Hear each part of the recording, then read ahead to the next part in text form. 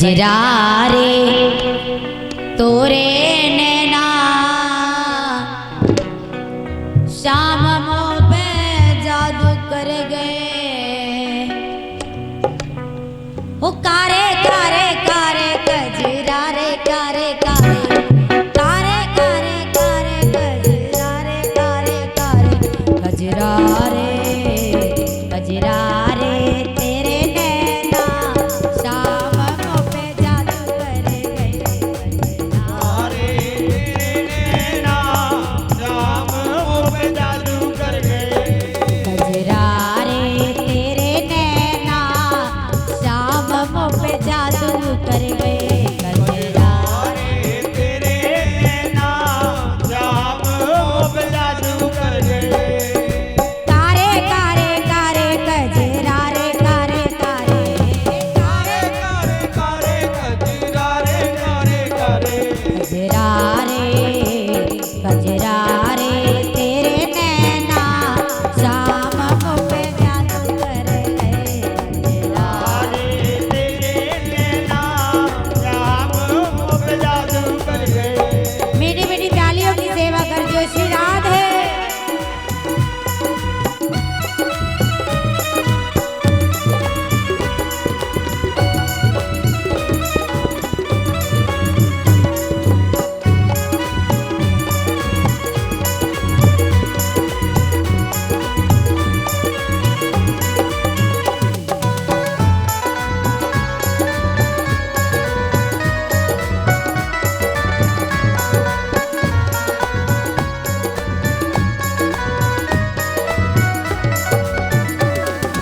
टेढ़ी टेढ़ी चितवन तेरी कर गई मुझको घायल तेरी तेरी चितवन तेरी कर गई मुझको घायल गली गली में ढूंढो तुझको कहते सभी पागल ओ गली गली में ढूंढूं तुझको कहते सब ये पागल गली गली में ढूंढो तुझको कहते सभी पागल ओ गली गली में ढूंढूं तुझको कहते सब ये पागल मतवारे मतवारे मतवारे तेरे नैना शाम को पे जादू कर गए मतवारे तेरे नैना शाम को पे जादू कर गए कजरा रे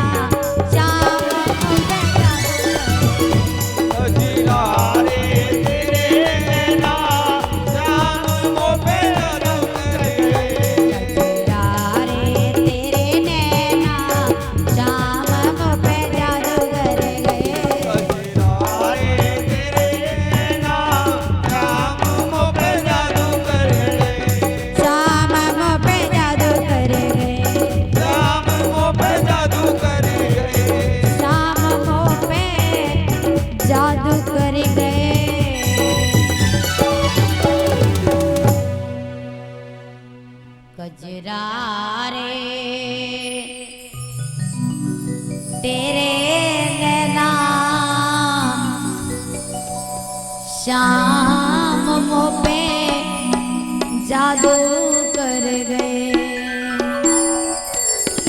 बोली श्री वृंदावन बिहारी लाल की जय। वह फल जो था माताओं वह गाय को खिला दिया। 3 महीने बाद गाय ने एक पुत्र को जन्म दिया जिसके सिर्फ कान है लंबे लंबे उसकी माता जैसे, इसलिए और सारा शरीर अपने जैसा है, इसलिए उसका नाम पड़ा गौकर्ण। क्या नाम पड़ा? गौकर्ण।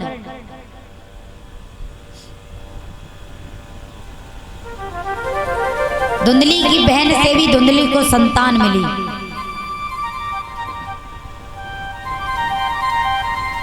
कब मेरे पति तो ऐसे ही हैं, पागल हैं, भोले वाले हैं, उन्हें तो मैं ऐसे ही चला दूंगी बातों में।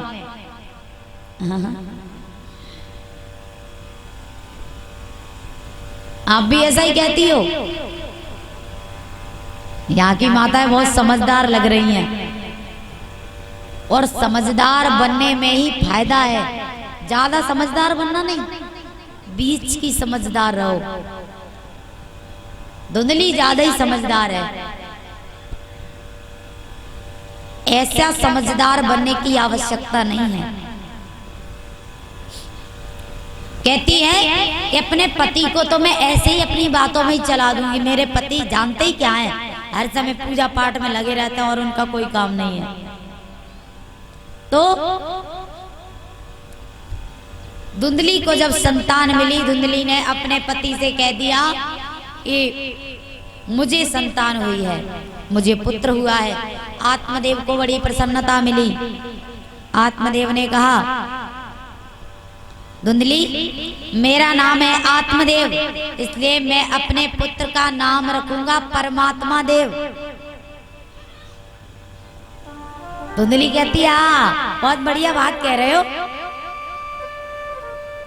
जन्म मैंने दिया है, उधर में मैंने अपने रखा है और आप अपने नाम से मिलता हुआ नाम रखोगे। मैं आपके नाम से मिलता हुआ नाम नहीं रखने दूंगी। कहा तो आप बताओ क्या करोगी? कहा मेरा नाम है धुंधली, इसलिए मेरे पुत्र का नाम होगा धुंधकारी। तो उसने अपने पुत्र का नाम रखा धुंधकारी। धुंधकारी धीरे धीरे बढ़ने लगा तो उसके मन में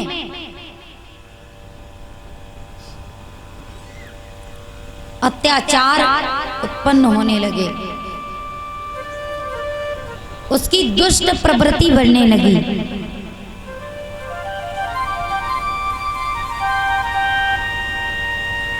गोकर्ण पंडितो ज्ञानी धुंधकारी च महाखला। गोकर्ण तो पूजा पाठ में लगे रहते और धुंधकारी पाप करने लगा।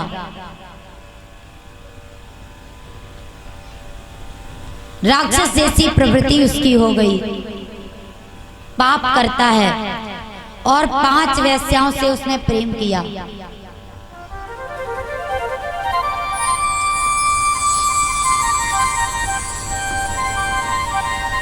आत्मदेव के पास शिकायत आने लगी, आपका पुत्र मेरा यह काम बिगाड़ता है।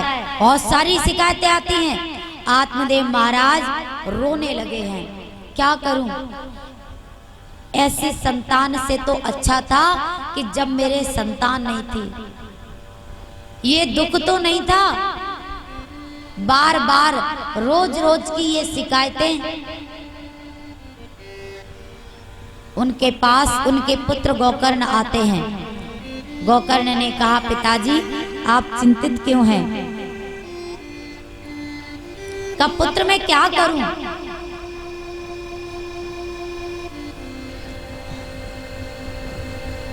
जिस समय धुंधकारी को देखता हूं तो मेरा रक्त उबल जाता है और तुमको देखता हूं तो बड़ी शांति मिलती है। मन में इतना वैराग्य नहीं कि मैं परमात्मा का जाकर भजन करूं। और ये धुंधकारी, इसकी कई कई शिकायतें आती हैं, मैं क्या करूं, मुझे कुछ समझ नहीं आ रहा है।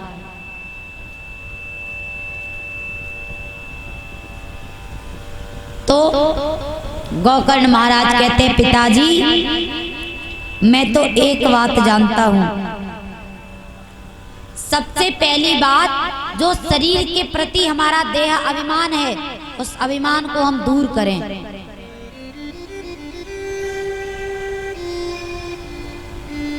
क्योंकि शरीर की हमेशा 3 गति होती हैं। जला दोगे तो राख बन जाएगा, जला दोगे तो राख बन जाएगा, फेंक दोगे तो कौवे खा जाएंगे, गीदड़ खा जाएंगे, और गाड़ दोगे तो कीड़े मकोड़े बन जाएंगे। इसके अलावा शरीर की कोई चौथी गति नहीं होती।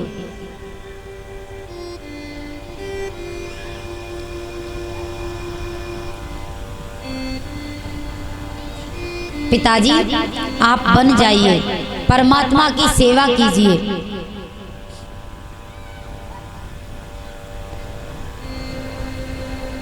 गोकर्ण के समझाने पर आत्मदेव वन के लिए चले गए। और उधर कुछ समय बाद आत्मदेव ने जाकर के 10वें स्कंद का अध्याय किया है। श्रीमद् भागवत के 10वें स्कंद का अध्याय किया, अध्ययन किया और परमात्मा को प्राप्त हुए हैं।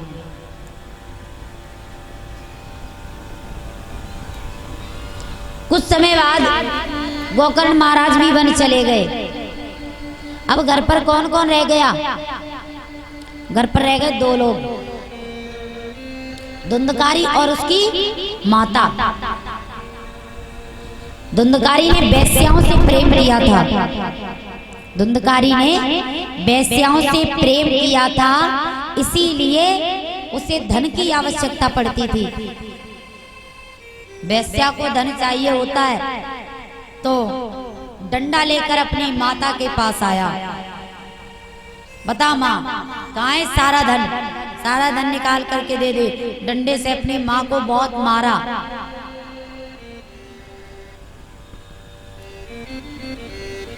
माता डर जाती है, हाथ जोड़कर कहने लगी, पुत्र मुझे छोड़ दे, मैं सारा धन तुझे कल बता दूंगी। रात्रि में कुएं में जाकर गिर गई। अब घर पर अकेला रह गया धुंधकारी। धुंधकारी ने कहा, अब तो मेरा ही राज्य है, कोई नहीं है घर में। उसने 5 वेश्याओं को अपने घर बुला लिया, 5 वेश्याओं को घर ले आया। वेश्याओं को धन की आवश्यकता होती है। वेश्या ने कहा, धन लाइए महाराज। धुंधकारी चोरी करके लाता है, डकैती डाल के लाता है और वेश्याओं को धन देता है। एक दिन वेश्याओं ने विचार किया, बहन ये धुंधकारी चोरी करके लाता है धन हमारे पास, और किसी दिन ये पकड़ा गया तो ये जाएगा सो जाएगा, साथ में हमको भी लपेट ले जाएगा, इसलिए हम इसको मार देते हैं। सोते हुए धुंधकारी को उन्होंने चारपाई से बांध लिया।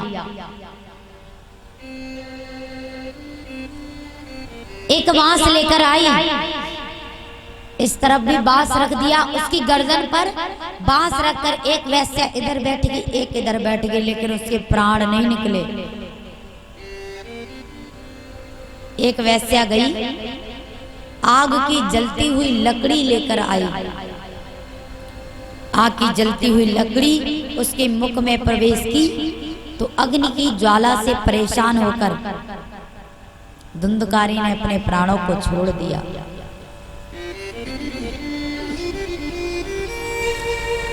बोले वृंदावन बिहारी लाल की। आइए छोटा सा हरि नाम संकीर्तन।